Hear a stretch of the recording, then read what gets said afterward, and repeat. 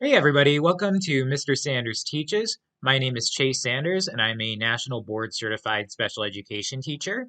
And on this channel, I post videos for students and educators. So let's go ahead and get into it. In today's video, we're going to be focusing on unpacking a reading standard for sixth grade, and that is Reading Informational Text, RI 6.1.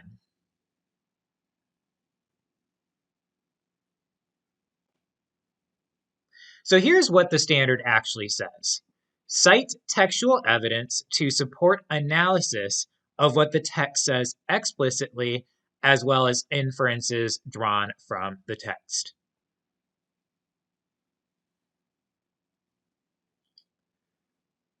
So here is the objective from the Skyline curriculum.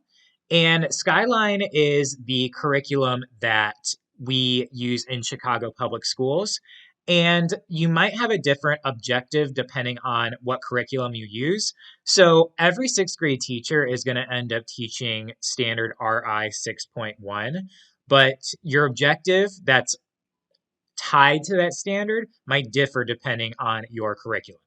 So if you're in Chicago and you use Skyline, then you will find a objective that says, I can annotate an article to better understand my reading and track my thinking. So here's where I'm getting this objective in this standard. So here is the lesson plan for the lesson that I am about to teach. And it is extremely long, very, very dense. And so when we're looking at a lesson plan, we want to just focus on the most important information. So we know we are focusing on a standard, and that is 6.1 right here. And then the objective that's tied to that standard is right here. I can annotate an article to better understand my reading and track my thinking. Okay, so we have two very important pieces of information. We have the objective and we have the standard. So now we're going to ask ourselves, well, how are students going to demonstrate that they can do that? Like, what are they going to read? And then what are they going to do with what they have read? And that is going to be down here. So here's the texts that are used for this lesson. As you can see, there are two articles right here, and we're just going to focus on one of these today. The other article can be used as well in this lesson, but we're just going to focus on this one right here. And I have this opened in another tab as a PDF, and I will explain why. So here is the article. It is called Hebrew Brantley, King of Arts Text. So before reading this article with the students, I would present some background information on Hebrew Brantley. He is a Chicago artist. And so you're going to want to introduce students to his background and to some of his work. So that is something to consider. Let's go ahead and get back to the presentation.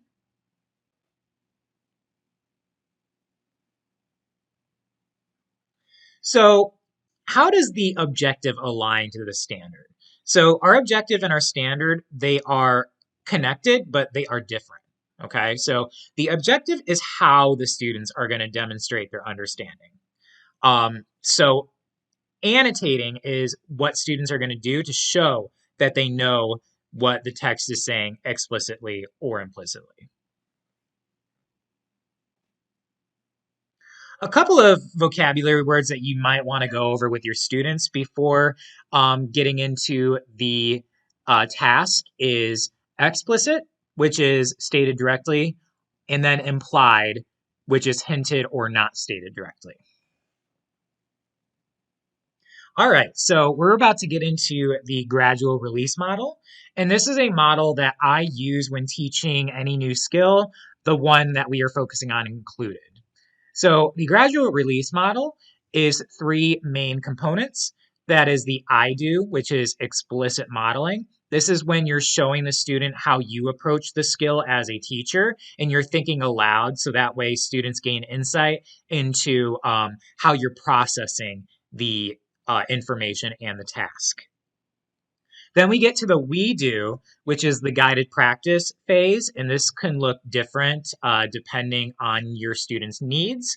It could be you are assigning students to read the rest of the article together and practicing the task. And then it could also be you working with a group of students, kind of guiding them through the process and allowing them and encouraging them to participate and volunteer their answers.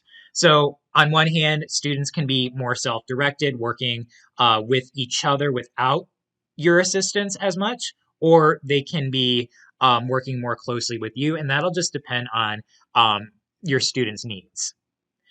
And then we get to the you do, which is the independent practice. And I also like to use this for the assessment because the goal of your end of the lesson, the goal of the lesson is to see who got it and who didn't. So your assessment is going to be a great way to determine who can move on and who needs more practice. And the independent work is the best way to assess students because you're seeing what they can do by themselves without your help. So let's go ahead and get into the I do. So I have this article as a PDF because on Microsoft Edge, you can actually annotate the article, which is useful if you are teaching students because they can see on the projector your annotations, and they can also take notes if they have a copy as well. That helps with engagement. All right, so I'm going to model this skill and kind of pretend like I'm the teacher.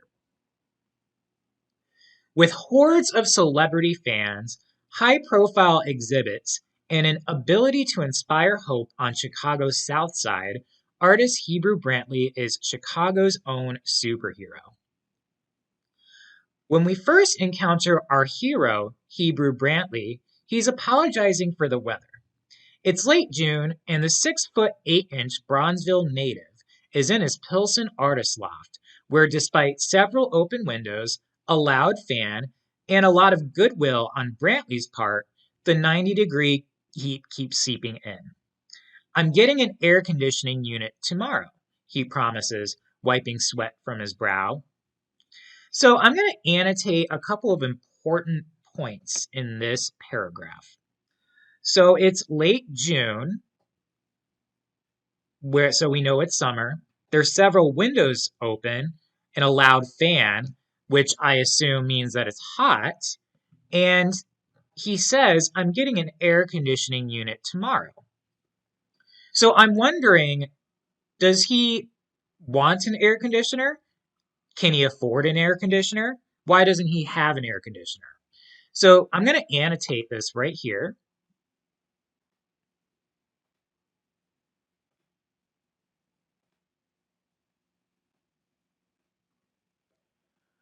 Why doesn't he have an air conditioner? Can he afford one? Does he want one? Okay. So these details right here, or this analysis, is implied. I would want to emphasize to the students that it doesn't say in the text that he can't afford an air conditioner. It doesn't say in the text that he doesn't want one. We are simply making an inference from what the text is implying here, okay? So I'm going to go ahead and put a I right here, okay? Just so we know that that is what is implied. All right, so that is the I do. For the we do, like I mentioned earlier, there's a couple of different things you can do. This is quite a long article, so you might want to kind of jigsaw the article, which means you're assigning groups of students to read one or two paragraphs together, and then you come back and you talk about what they learned from the paragraphs. Or if your students have pretty high reading stamina, then they can just go ahead and read the rest of it either in pairs or in a small group. It's also possible for you to work with a small group reading this article and practicing this skill and kind of offering them more assistance if they need it. And in the you do, I would dedicate one of these paragraphs where students kind of demonstrate what they've learned and what they're able to do. So you would just give students a paragraph in the text. You would have them annotate it and identify text evidence, and that'll show you if they can understand what the text says explicitly or implicitly.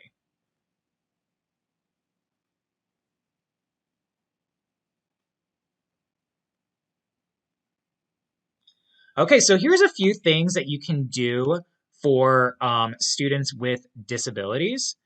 You can read the article out loud to students if they are reading below grade level. That can be helpful. If students struggle with inferential thinking, so making inferences, then you can kind of give them guided questions. So with the air conditioner, you can ask students, well, why would he need an air conditioner or why would he want an air conditioner? Um, that might help them make the connections. And then there are graphic organizers that can help students make inferences. And those are for students who really benefit from having things visually broken down. You can find some good inference graphic organizers on Teachers Pay Teachers.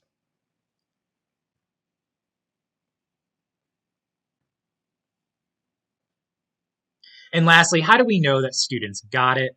Well, a 4 and a 3 mean that their work indicates that they understand the skill and that they can do this skill. 2 and 1 indicates that they are partially there or they're not quite there. Okay, so 2 and 1 kind of suggests that you need to do reteaching for those students or they need small group support. 4 and 3 indicates that those students are ready to move on. All right, so that is it for today's video. Thank you so much for tuning in. I hope you learned something helpful, and I will see you in the next one. Bye.